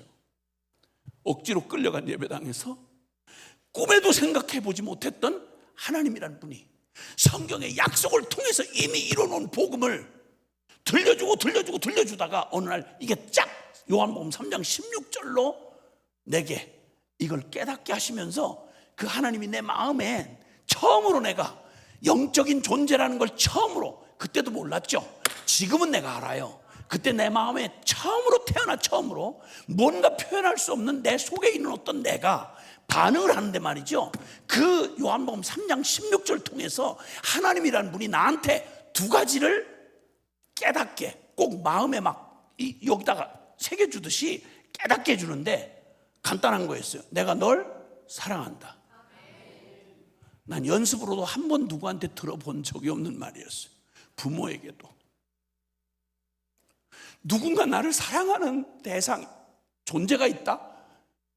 연습으로도 못 들어봤다니까. 내가 나한테 나를 사랑한다, 꿈에도 생각을 안 해봤어요. 난 내 정체감을 몰랐다고요. 오늘 부흥회 때 무슨 일이 일어나는지를 얘기했죠. 우리의 하나님과 맞닥뜨리면요, 우리의 잃어버렸던 정체감을 누구도 알려줄 수 없는 하나님, 나를 창조하신 그분으로부터 내가 누군지를 깨닫게 돼요. 아멘. 하나님이 내게 들려준 첫 번째는 내가 널 사랑한다. 이 말을 내 생애 처음으로 들었던 건 지금 제가 제 목숨보다도 사랑하는 우리 주님한테서 처음 들었어요. 내가 사랑받는 놈이라는 거. 내가 사랑받는 모양이 이래도 이렇게 형편없이 누구도 받아줄 수 없지만, 아무도 나를 용납해 줄 사람이 없지만, 하나님이 나를 지으신 하나님이, 내 인생의 진짜 주인이신 하나님이 내가 널 사랑한다. 그리고 두 번째 깨닫게 해주신 건요, 넌 재수없이 태어난 망한 술집 아들 놈이 아니고, 넌 내가 너를 대신해서 내 아들의 생명을 내어줄 만큼 넌 진짜 소중한 놈이야.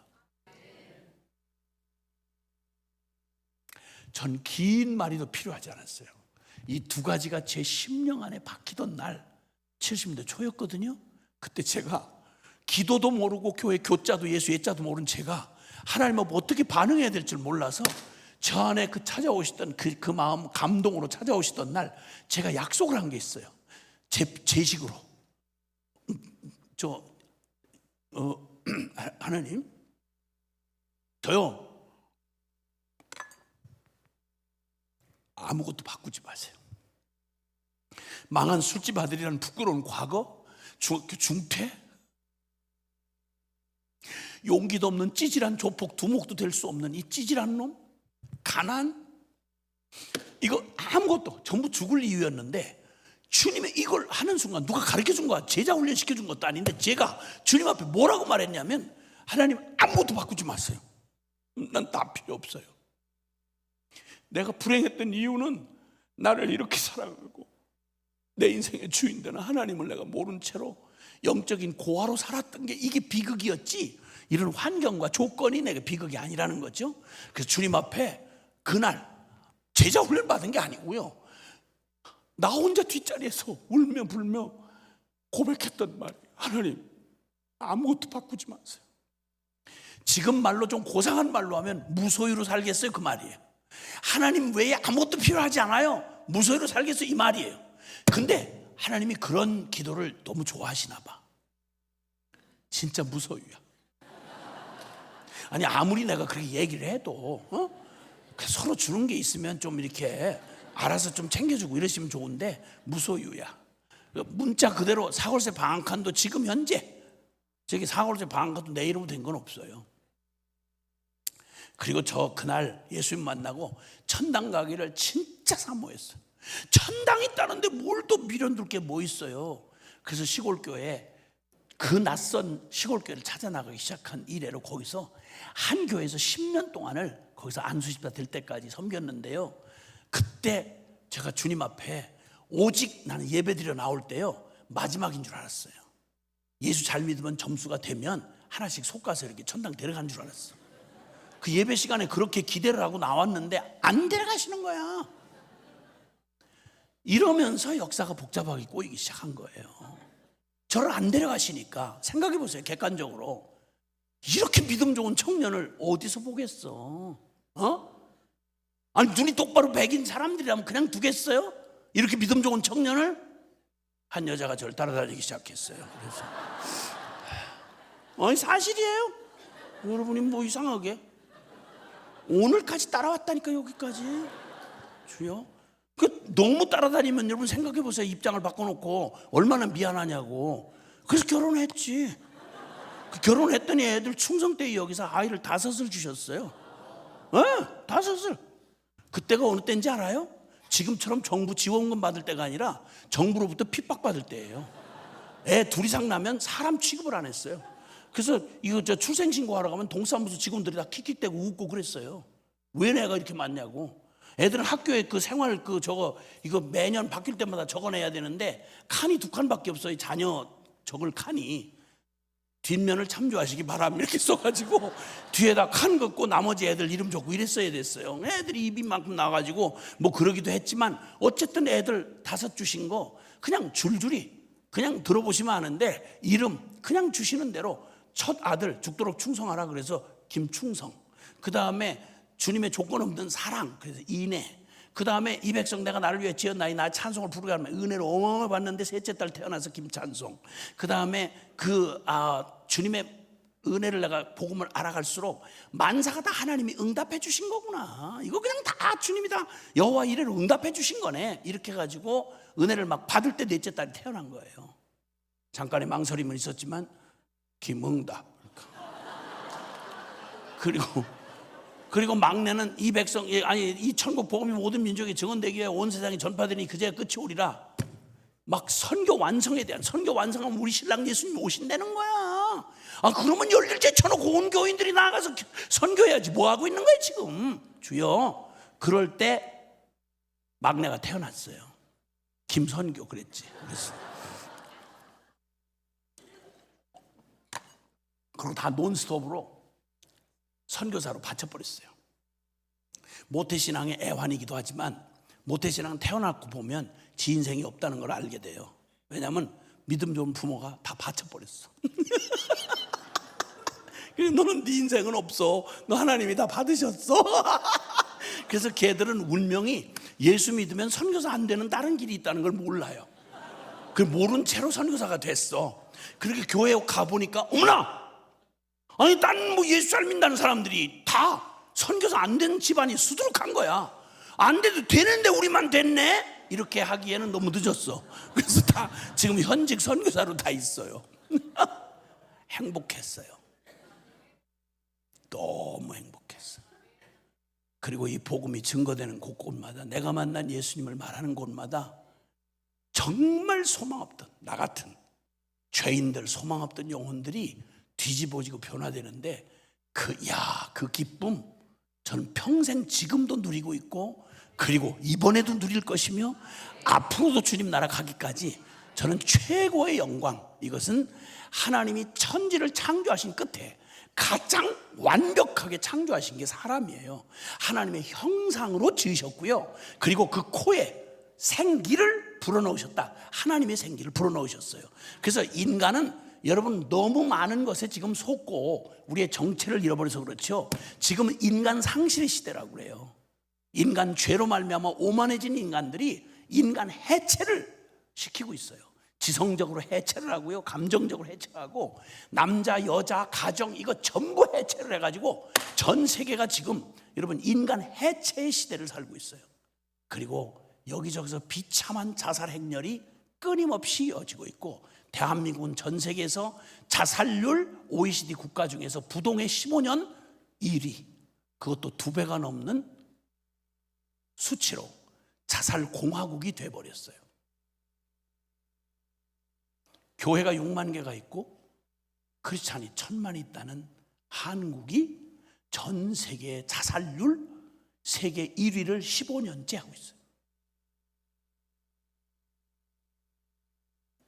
복음이 제 삶에 저의 정체감을 완전히 뒤집어 놔서 망한 술집 아들, 저주의 아들로 알았던 제가 복음을 만나 잃어버렸던 나를 되찾던 날, 그것은 역사의 가장 큰 변화였고, 제 생애 가운데 그 후로 일어난 저를 통해 수많은 영혼들이, 인생 완전히 말종 인간들이, 그리고 다 깨어지고 박살난 가정들이 다 포기한 그런 조폭, 그리고 또 말로 할 수 없는 중독자들, 그리고 또 그 인생 허접한 죄 가운데 뒹굴던 영혼들이, 제가 무슨 능력이 있겠어요. 그런데 저를 변화시켜준 복음을 전하면 미련해 보이고 어리석어 보이는 이 복음이 다른 어떤 것보다도 여러분, 복음 안에 있는 최대의 능력과 영광이 있다면 이건 온 세상 역사를 더럽혔던, 여러분 가장 모든 역사의 불행의 원초가 된 게 다른 게 아니고, 짐승이 그러지 않아요. 사람이 망가뜨렸어요. 역사에 존재하는 모든 악과 죄와 어둠의 비극은 모두 인간 아이디어에서 나온 거예요. 이 모든 비극을 끝나는 가장 놀라운 이 세계 역사를 바꾸는 가장 위대한 일이 다른 일이 아니라 바로 복음이에요.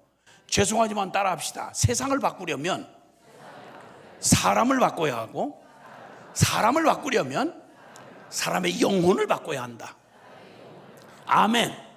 무슨 철학이, 무슨 종교가, 어떤 사상이, 어떤 이데올로기가 죄인인 인간 영혼을 바꾸는, 여러분 역사에 존재한 어떤 혁명도 인간 존재의 가장 중심이 되는 영혼을 바꾼 혁명은 역사에 존재한 적이 없어요. 오직 역사를 뒤바꿀 사람을 변화시키는 이 능력은 오직 복음에만 있어요. 그러니까 주님께서 이 복음을 주실 때 어떤 영광스러운 복음을 주셨느냐? 다른 무엇도 말할 게 없지만 누가복음 2장 10절 예수님 첫 성탄절입니다. 그때 하늘의 천군 천사가 그 예수님 첫 번 성탄절 날 바로 그때 외친 천사들의 노래가 있어요. 그게 누가복음 2장 10절에서 14절에 있는 말씀인데요. 천사가 이르되 무서워 말라. 그때 그 메시지를 듣고 있던 들판에 자든 양틈에 자든 목자들에게 들려준 복음의 메시지였는데, 무서워하지 말라. 천사가 이르되 무서워 말라.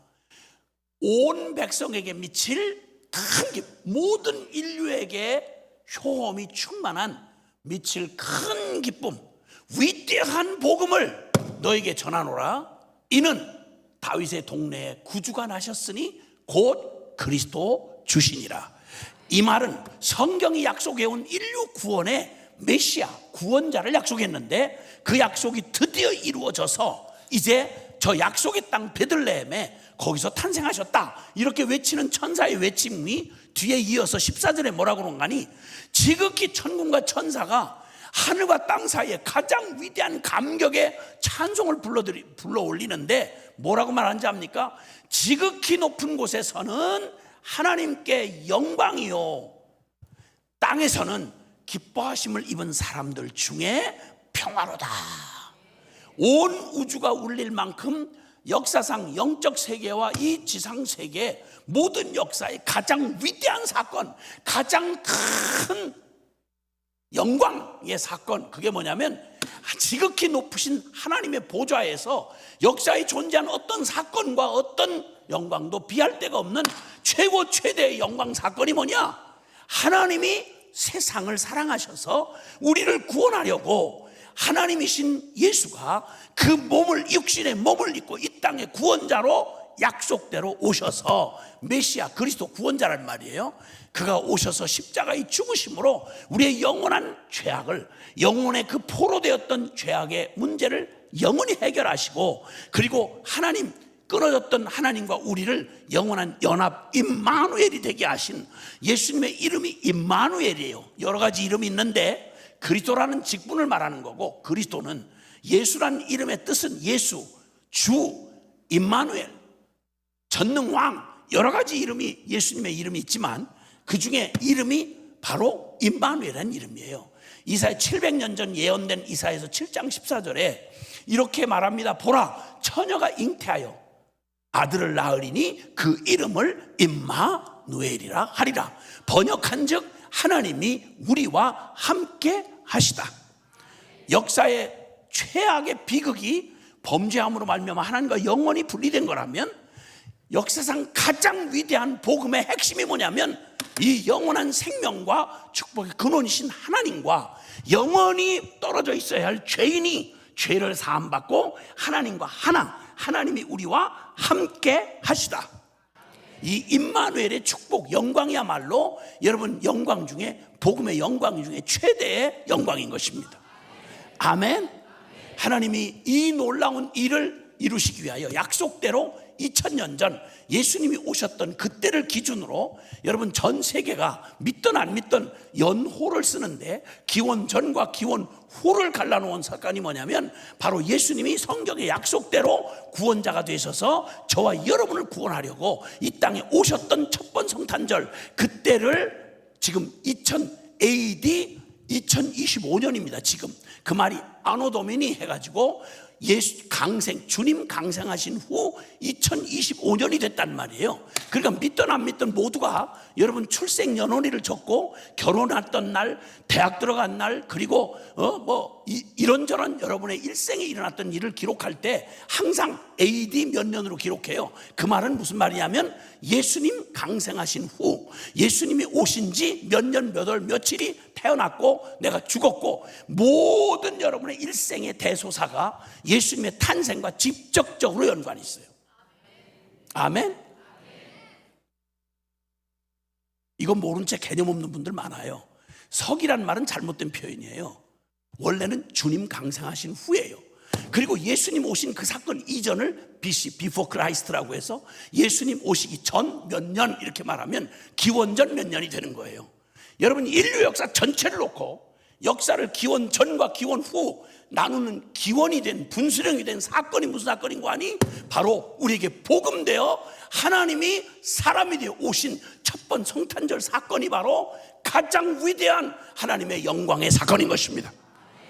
모든 세상의 종교는 인간들이 자기들이 원하는 신을 만들어서 인간이 신을 찾아가는 것이지만 기독교는 종교가 아니에요. 하나님이, 살아계신 하나님이 저와 여러분을 이처럼 사랑하사 먼저 사랑하셔서 우리를 찾아오신 것입니다. 아멘. 우리는 누구도 스스로 하나님을 찾아갈 수 있는 희망이 없었어요. 영이 죽어서 죄와 허물로 죽었던 우리는 스스로 하나님의 원대로 계시를 받지 않고는 하나님을 알 자가 없어요. 철학적 사변이나 그리고 어떤 종교적 애씀 행위를 가지고 하나님을 만날 수 있는 그런 신이 아니에요. 하나님이 우리에게 찾아오셔야만 되는 일이에요.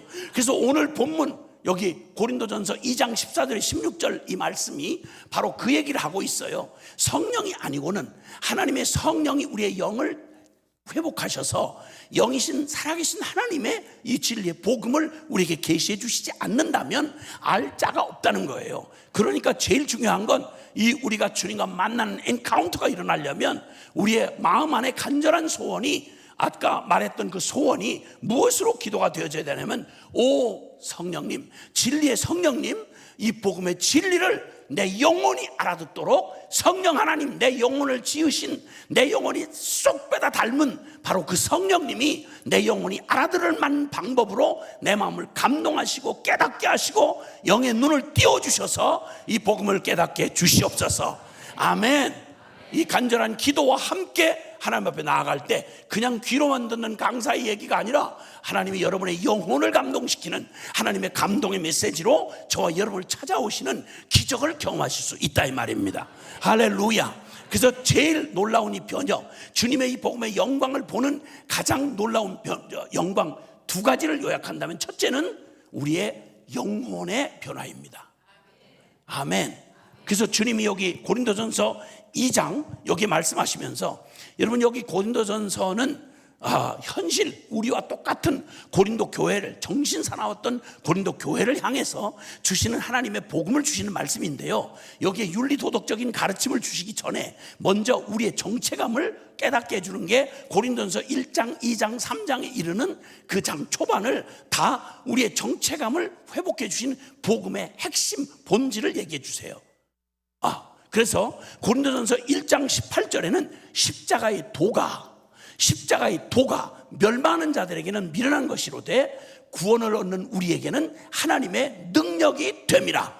그러니까 복음의 핵심이 바로, 복음의 가장 영광스러운 꽃 핵심 본질이 바로 뭐냐면 십자가의 도예요. 하나님이 세상을 사랑하셔서 우리를 구원하시는 그 설명할 수 없는 신비, 비밀의 핵심이 뭐냐면 십자가예요. 그래서 교회는 다른, 여러분 이 역사 속에 창세기부터 영원한 새하늘과 새 땅에까지 이르는 이 모든 내용을 담은 여기 성경에는 어마어마한 사건과 영광스러운 일들이 그득하게 담겨져 있습니다. 그런데 이걸 꽉 짜면, 성경을 꽉 짜면 그 중에 가장 영광 중에 가장 핵심, 하나님의 가장 비밀 중에 비밀이 바로 뭐냐면 십자가입니다.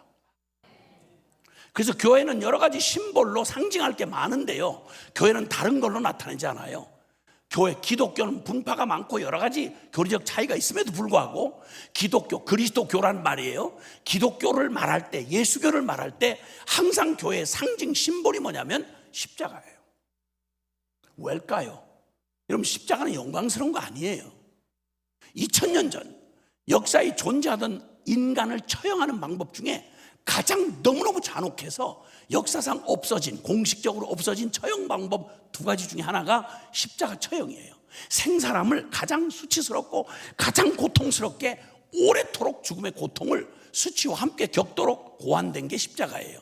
십자가에 사람을 생으로 못을 박으면 이 몸무게가, 생각을 해보세요, 수십 킬로 되는 몸무게가 그냥 여기에 박힌 못 하나에 이게 그대로 매달려 찢어지면서 매달리는 거예요. 가시관 씌웠죠? 채찍으로 너덜너덜해진 몸을 사지를 다 십자가에 못 박아놓고 그 수치와 뻘거벗겨서 옷 하나 속옷까지 다 뺏었으니까요, 다 뻘거벗겨놓고 지나가는 모든 이가, 율법의 사상으로 말하면 유대인의 사상은요, 나무에 달린 자마다 하나님 앞에 저주받은 자나, 이게 율법의 속성이에요. 그러면 나무에 매달렸다는 말은 하나님 앞에 버림받았다 이 말이에요. 누구 때문에? 누구를 위해서?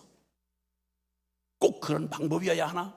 예, 수많은 역사의 질문이 많고 수많은 필요가 있지만, 놀랍게 하나님이 우리에게 내민 복음의 핵심 중심, 모든 다른 모든 약속들이 다 이것 때문에 다 실제가 되는 가장 핵심 키와 같은 복음의 진리, 복음의 생명, 그게 바로 십자가인 것입니다. 아멘. 뒤집어 말해 봅시다. 하나님 앞에 저와 여러분이 어떤 영광스러운 존재냐, 긴 말 알고 논리적인 설명 말고요, 얼마만큼이냐면 저와 여러분을, 그것도 잘 나갈 때가 아니라 가장 쓰레기 같은 짓을 하고 하나님 앞에 반역하던 돌이킬 수 없는 죄인이었을 때 날 살리려고, 살릴 수 있는 방법이 그 방법밖에 없다 그러면 나를 살리려고 천사장을 잡은 게 아니에요. 천사 중에 누구를 희생시킨 게 아니고 하나님의 하나밖에 없는 아들 예수님을 저와 여러분의 이름표를 달게 해서 내가 당해야 할 그 뻘거벗은 수치를 채찍에 맞고 가시면류관, 그 조롱에 가시면류관을 쓰고 내 이름표 달고 내가 되어 하나님 앞에 영원히 저주받아 십자가에 매달아 놓아서 하나님의 진노를, 내게 쏟아질 진노를 당신 아들에게 쏟아붓고, 그리고 나를 살릴 수 있는 길이 그 길밖에 없다 그러면 이걸 약속 그대로 이루셔서 나를 건져내신 하나님의 사랑의 이야기, 이게 복음입니다 여러분. 저도, 저와 여러분은 간단하게 말하면, 여러분 뭔가를 사기 위해서, 이 아름다운 꽃을 하나 장식하기 위해서 이걸 만약에 누군가에 샀다고 칩시다. 이거 10만 원 주고 샀다면, 이걸 100만 원 주고 샀다면 이건 100만 원짜리입니다. 저와 여러분은 얼마짜리죠? 저와 여러분이 성도가 됐다는 말, 저와 여러분이 하나님의 자녀가 됐다는 말, 이건 간단하게 말하면 저와 여러분을 도저히 할 수 없는, 저와 여러분을 사서 해당 안 되는 천국의 주인공이 되게 하고 하나님의 원수되어 심판받아야 될 나를 사면하기 위해서 주님이 치르신 값이 예수님을 치르고 나를 샀다면, 적어도 우리식의 표현으로 말하면 나는 얼마짜리인 거 아니? 예수님짜리입니다. 죄송하지만 한번 조용히 읊조리듯이 한번 따라해 보세요. 나는 예수님짜리다.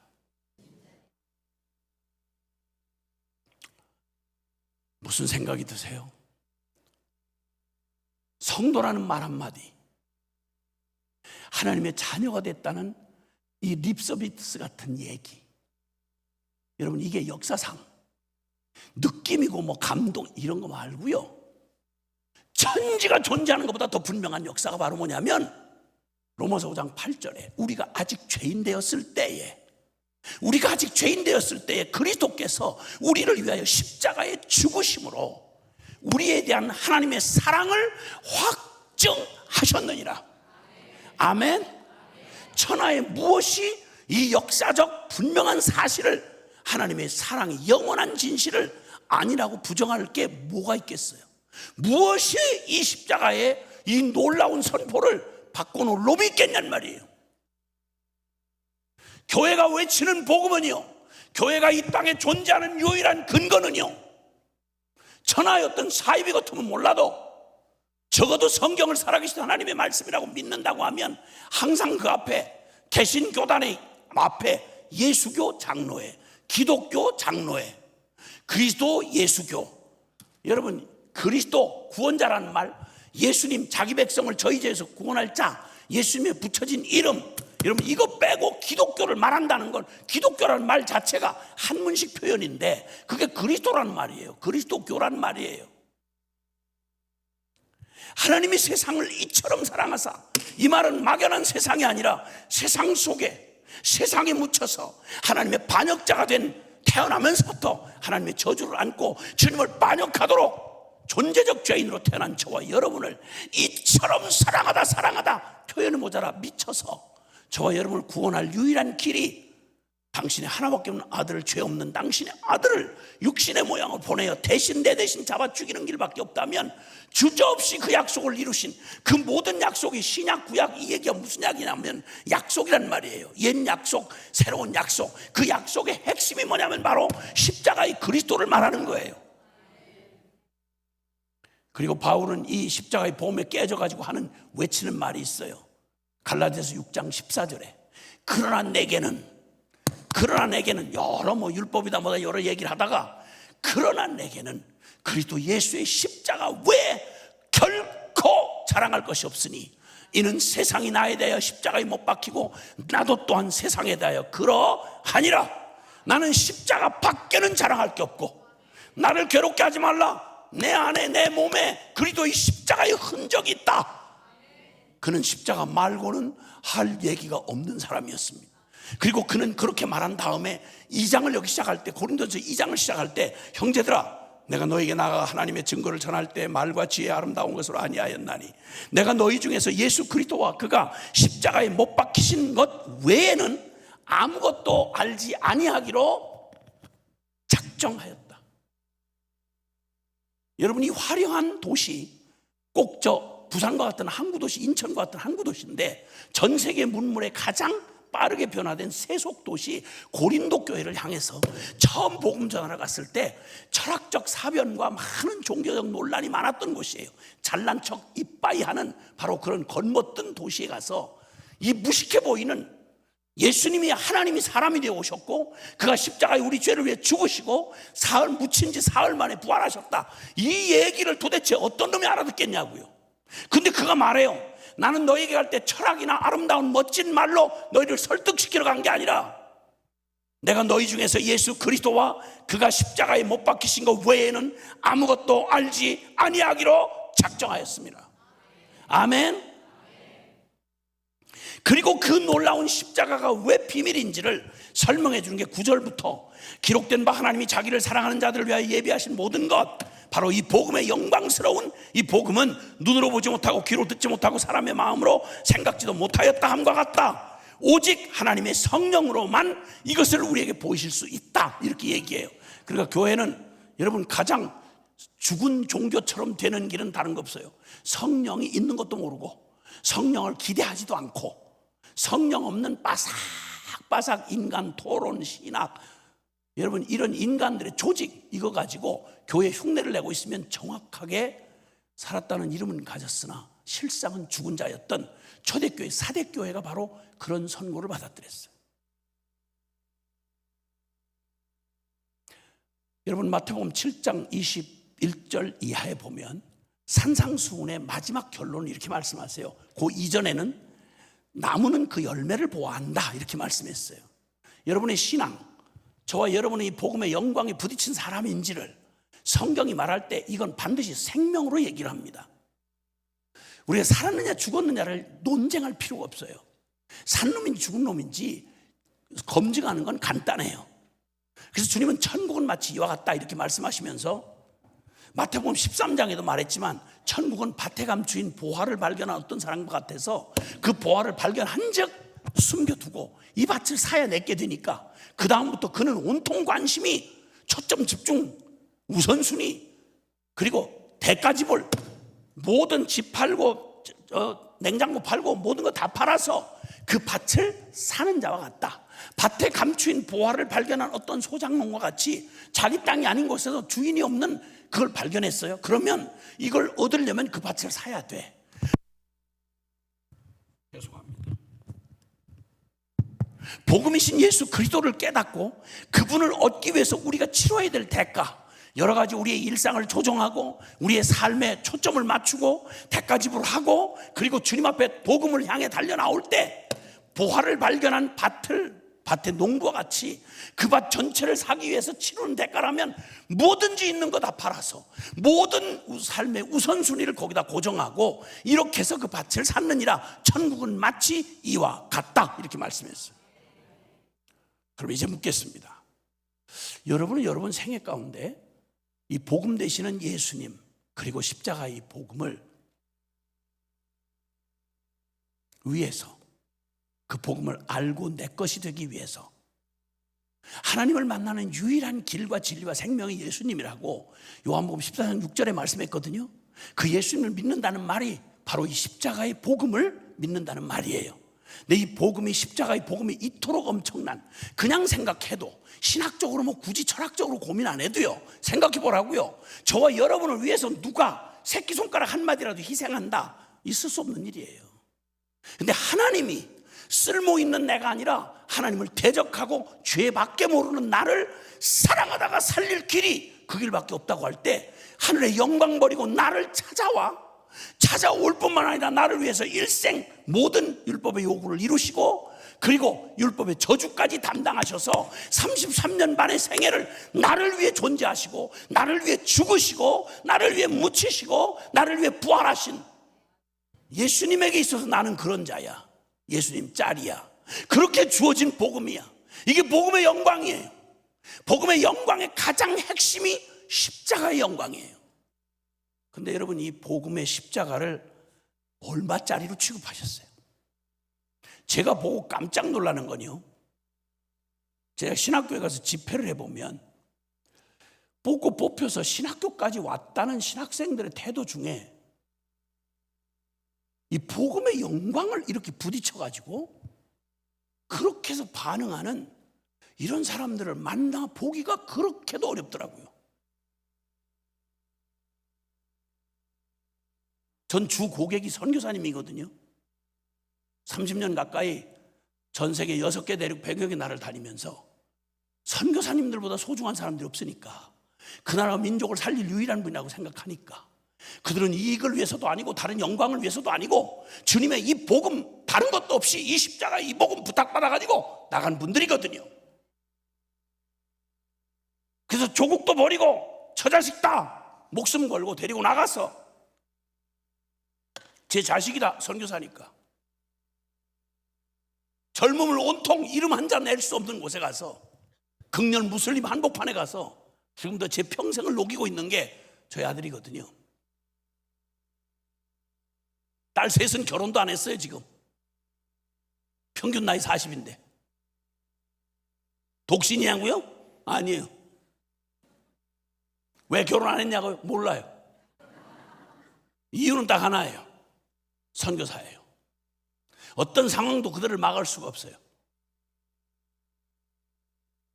제가 깜짝 놀라는 건, 어떻게 이 어마어마한 복음을, 영광스러운 복음을, 십자가로 드러난 영광스러운 이 복음을 믿는 나는 장로가 어떻게 이렇게 감동 하나 없이 인생의 버르장머리 성질 하나 못 바꾸는 이런 따위의 복음, 고장 나와가지고 한다는 짓이, 한 주간 내내 지멋대로 별짓을 다 하고 와서 주님은 무슨 죄든지 용서하십니다.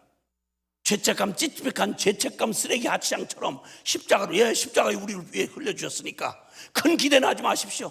다음 주에 나가서 또 그런 짓을 하고 살 테니까 그냥 걱정을 하지 마시고, 일주일에 한 번씩 교도 면회 오듯이 주님 한번 예배하러 나오긴 나올 테니까 걱정을 하지 마시고, 따라오지도 마십시오.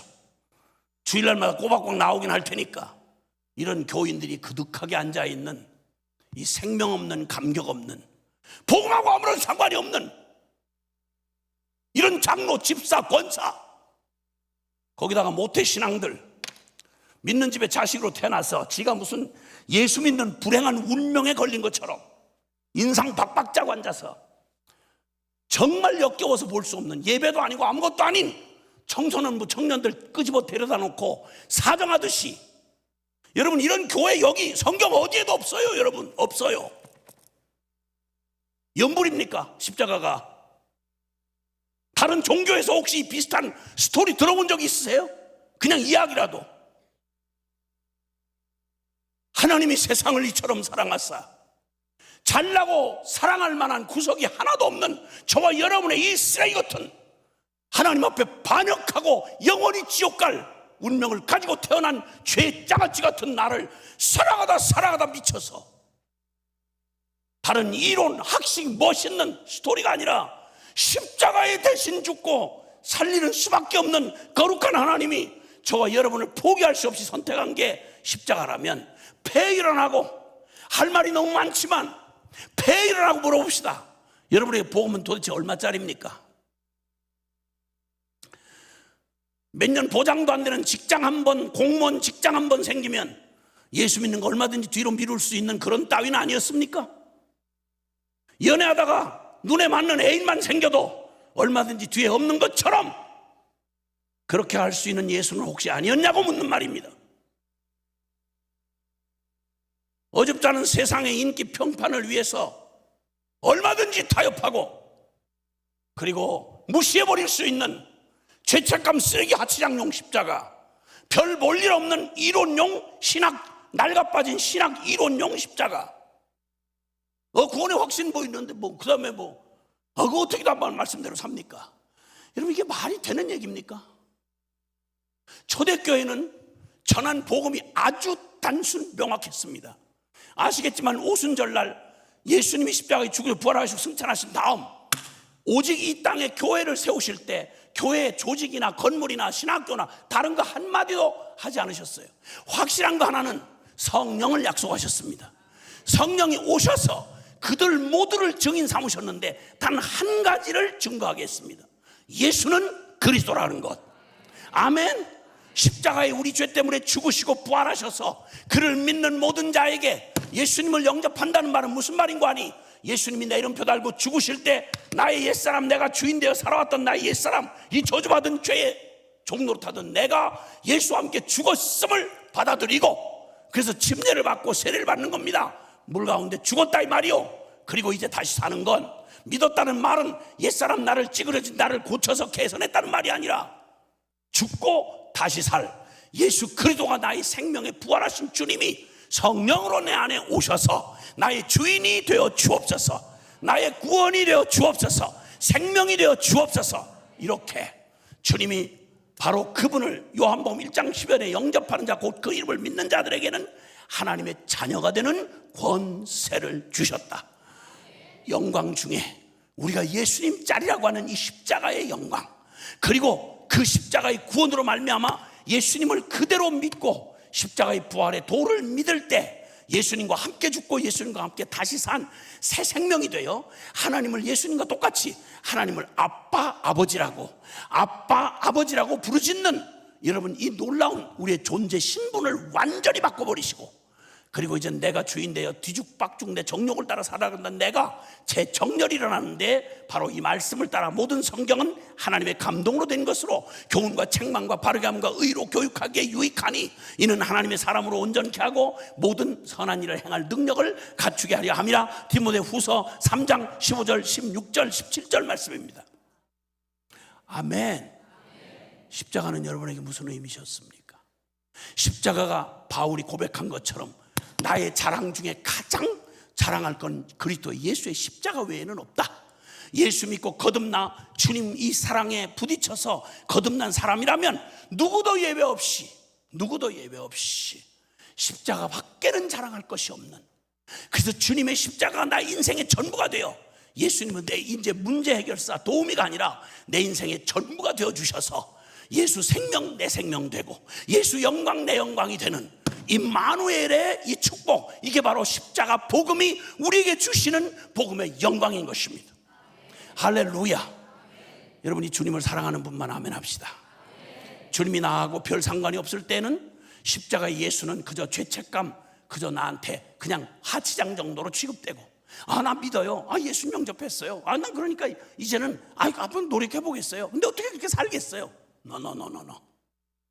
예수님 상관없이 내가 주인 되어 살아왔던 내가 십자가에 부딪혔다는 말, 주님의 복음을, 십자가의 복음을 깨닫고 믿었다는 말은 내가 주인 노릇하던 내가 왕이 됐던 나를 지독하게 사랑했던 자사랑에 미쳐 살면서 하나님을 마음의 중심에 두기 싫어하고 내 멋대로 내 마음대로 살고 싶었던 이 병든 자아의 죄의 종노릇하던 나가 예수님의 죽음과 함께 끝장이 났음을 받아들이고, 할렐루야.